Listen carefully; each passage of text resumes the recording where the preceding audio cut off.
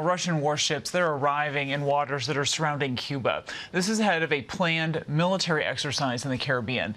The Russian Navy fleet, including a nuclear-powered submarine and a warship. This comes as tensions are soaring between the United States and Russia over the war in Ukraine, but the Pentagon, so far, downplaying the ship's arrival, saying the U.S. has been monitoring this all along. ABC News senior Pentagon reporter Louis Martinez is live for us from the Pentagon with more. So, Louis, thank you for being here. And what more do we know right now about these Russian military exercises, and how closely is the U.S. monitoring this?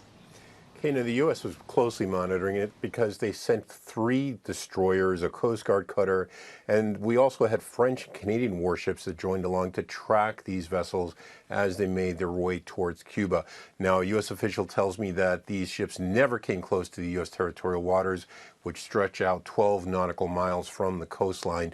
But whenever something like this happens, whenever we see foreign navies, especially particularly ones with whom we have tensions right now, including Russia, the United States is going to keep a close eye on them. This is something that they do when we get close to them, so it's pretty much standard par for the course.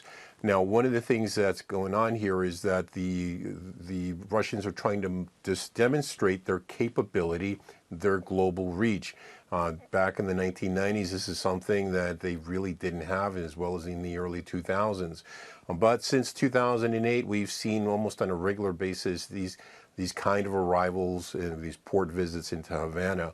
And that's one of the reasons why the Pentagon was downplaying this scenario. They're saying this happens regularly, and when it does, when the Russians do come, we're going to keep a close tab on them. And so for now, that's why they're downplaying all this, even though, as you said, there are heightened tensions because of what's going on with Ukraine.